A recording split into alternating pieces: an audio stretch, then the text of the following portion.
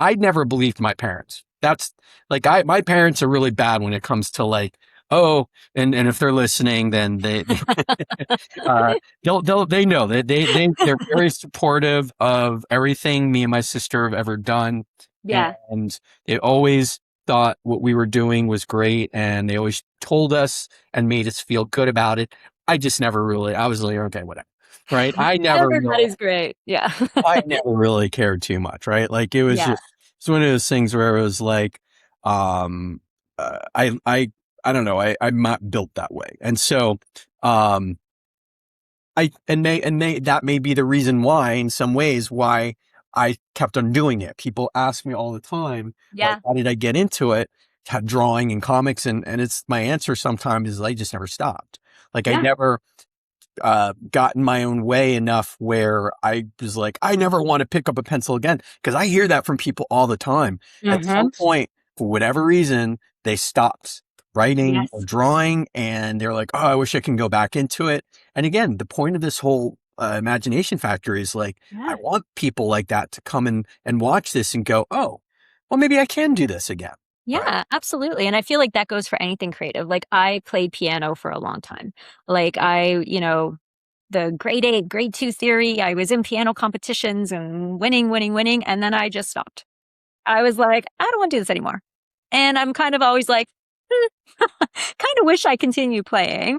It was nice to have that skill. I'm not going to call it talent, have that skill. But it's like anything. If you stop doing it, you have to not back at square one necessarily, but you're not where you were when you left off.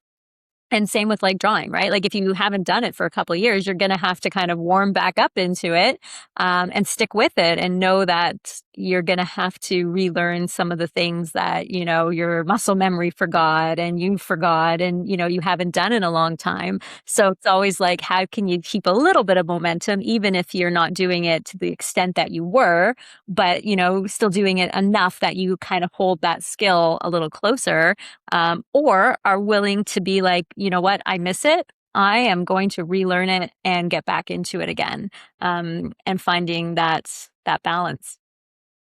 Yeah. Well, that's just it. It's setting up proper expectations Hmm. and that's really, I think, if you want the through line of this conversation is setting up expectations with potential clients, right? Yep. Those clients that come to you having already set up expectations for themselves, setting Yeah. up expectations for your kids, and then Yeah. setting expectations within yourself, right? And if you can learn how to go, it's again, it's I don't know. I really do not know what that thing is that gets somebody to keep on drawing and or to keep on writing. And that Yeah. could be talent. That could very well be the thing that allows for you to do something, to focus on it long enough that it makes you desire to keep on doing it. Yeah. But it is a very fragile thing and it's a very um such a hard thing to like pin down Hmm. that it shouldn't be counted on as the thing that you're like, oh, I'm really talented. That shouldn't be the focus. It should be, No. I don't know why I fix things up and enjoy doing it, but because I do, I'm going to learn as much as I can. I'm going to practice as much as I can. And Yeah. I'm not going to let people tell me whether or not it's good or bad. Yeah. Yeah. Right. I agree. I think that at the heart of it, talent is the nugget that makes you start something, right? You've got something in you that has a little bit of you gotta, your hand-eye coordination is really good, therefore drawing comes naturally to you, or something like that, right? Like you're really good with rhythm, therefore music comes more naturally to you because internally your brain just processes rhythm better than somebody else. It's that little spark that makes you want to try something. And then to continue doing it, that's where learned skill has to take over, right? It's like there's something about you that makes you more predisposed to be good at something, but that doesn't make you naturally amazing at it. It just makes you want to do more of it because clearly there's something inside of you that leans in that direction. Yeah. Yeah. And that's, I mean, we just want more of you out there doing this. Yeah, And we want absolutely. it. We don't want you to think you have to come into this where it's like, I don't have any talent. I can't do this. I don't want that to be the No. thing.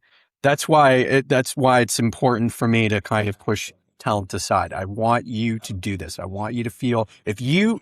desire, if you're here watching, or you pick up one of our shorts or whatever, Yeah. and if you like it, and and there are those out there that just like watching that's this stuff, and they have Yeah. no interest in doing it themselves, and that's fine. But if you actually are like, you know what, I do want to draw, I want to draw traditional, I want to write, or I want to do both. I want you to not worry about talent or no talent. I want you to just focus. If this is a desire you have within yourself, then how do you keep on doing it? And how do you, just learn, right? Yeah. Pick up new skills.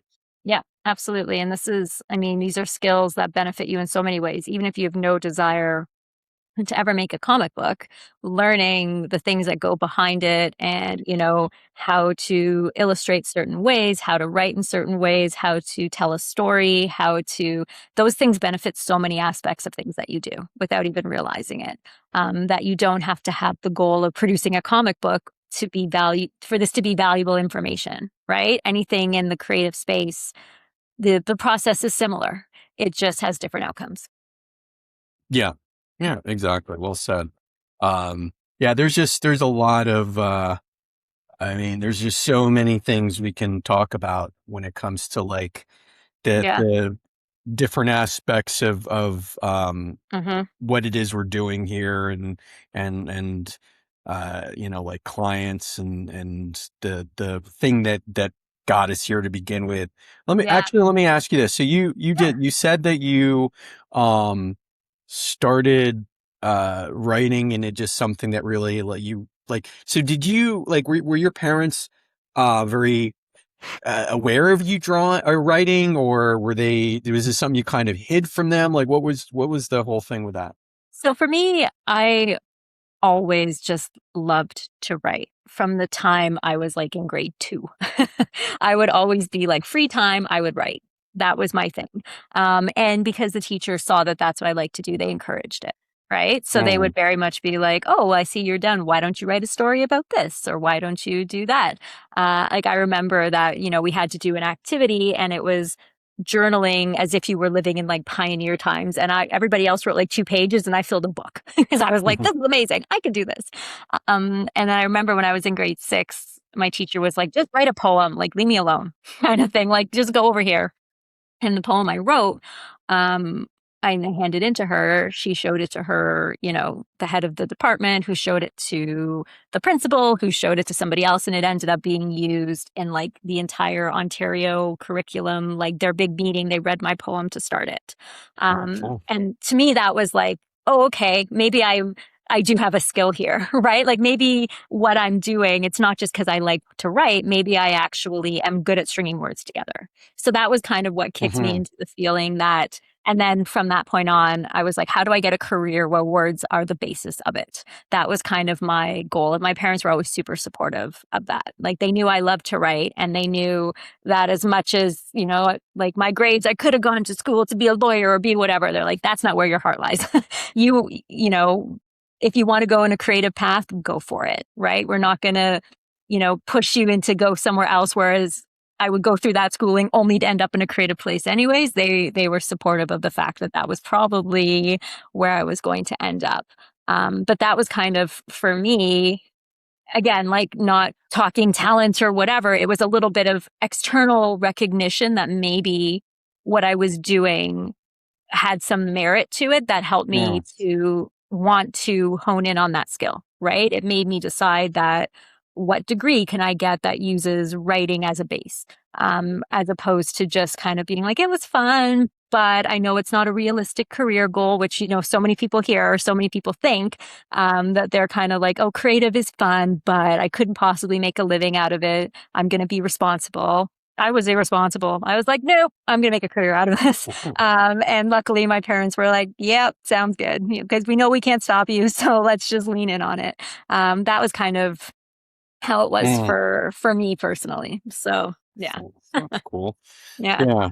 Um, How about for you? I can't say I was like uh, super goal oriented.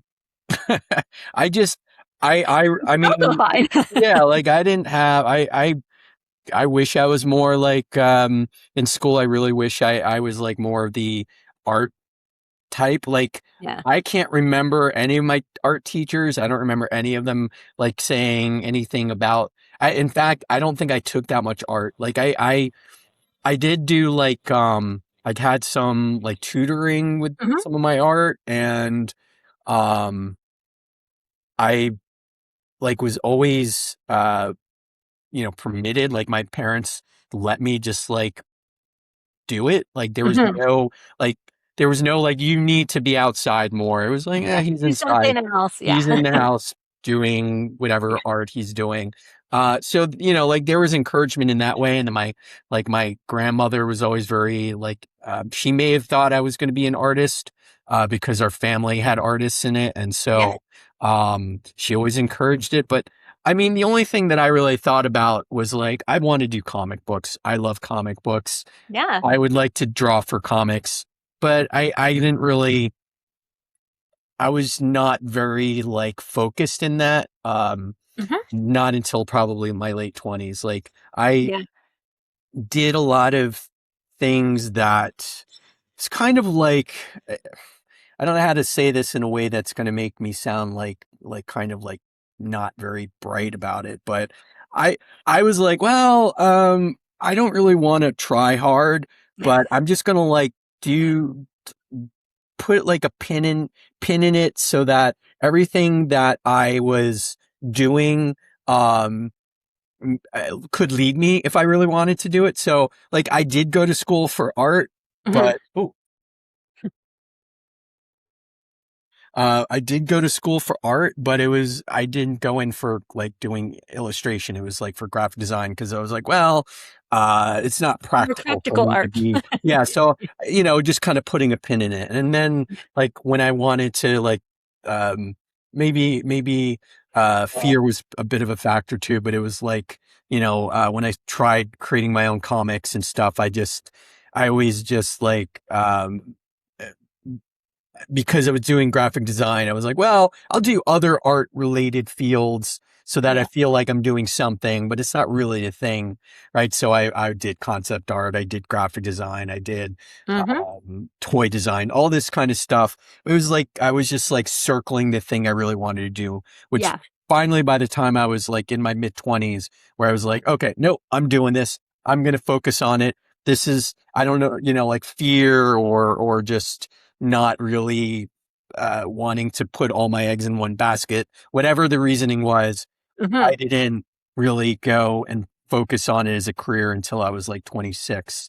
And Yeah. then by that point, everything I did was to get to where I'm at today. Like all the decisions I was making were essentially, how is this going to let me do comic books? And so, thankfully the things I did prior, which was being, going to school for art. So learning the fundamentals, Yeah. and actually I got a lot of jobs doing like, in the arts, graphic design and all that kind of stuff. Hmm.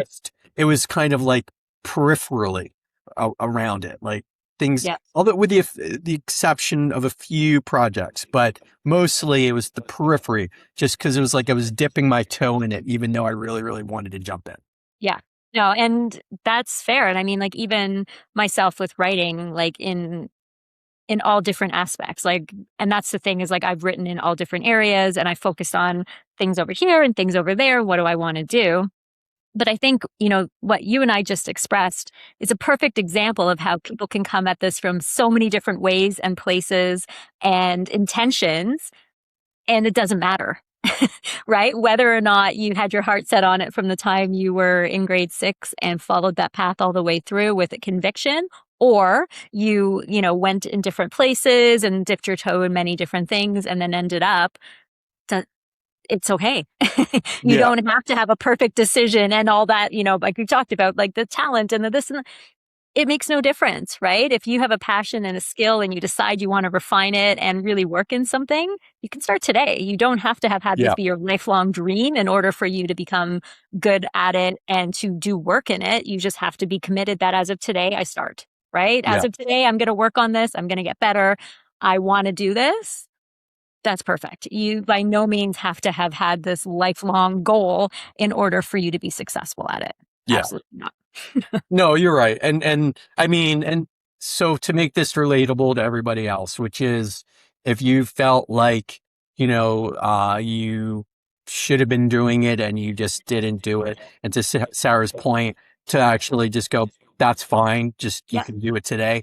I'm a great example. I still sometimes think, man, where would I be now if I had actually, instead of circling it, just done the thing Done it. I knew Yeah. since, I was like a kid. I loved comic books. I wanted to do, and I did like create little comics and stuff when I was Mhm. a kid, but it was more of like, if I had just said, you know, I'm just going to do this. How am I going to do it? I'm going to figure out how to do it. I'm not going to let it stop me. Like that's the thing that I always kind of feel a bit regretful about. But I'm still, at the end of the day, you get where you get, and you Yep. have to lean into that, and you have to embrace the journey you've taken, whether it's a direct one or, like a bit of a Mhm. circumventing of like the things that you want to do, but you do other things instead first and then get there. Right. So, and, Absolutely. like it doesn't matter if you're even, you know, older, retirement age, you can Yeah. still do art. You can still do stories. I've taught, um, to people that are retired who've never done any kind of children's books or Mhm. storytelling. And, like it's great to see that the oh, you mean I'm allowed to do this? Like, Yeah. even at this age, it's okay for me to do this? I'm like, yeah, of course. And Yeah. call yourself an artist. Don't, it's always like, oh, I'm not really an artist. I'm like, you are an artist. You just embrace that you're an art. It doesn't matter how old you are. It's not for, and again, going back to the original point, it's not elitist in any way. This is for everybody, right? And so we 100%. want people to know that we don't want anybody to feel like, if you have the desire to do it, I think that's the first thing. If you have the desire to do this, then we don't Mhm. want to tell anybody out there that they shouldn't be able to do this. Absolutely. 100% agree. And don't worry about the time you've wasted. Start, move forward, create your art, write, just keep doing it. And don't feel that you can't start because you didn't choose to do this 2 years ago, 10 years ago, 20 years ago. Makes no difference. Just start, do your stuff. And thank you for joining us on the Imagination Factory. Make sure you're subscribed. Ask us questions, follow along, and we will catch you on the next episode. Thanks so much. But Bye.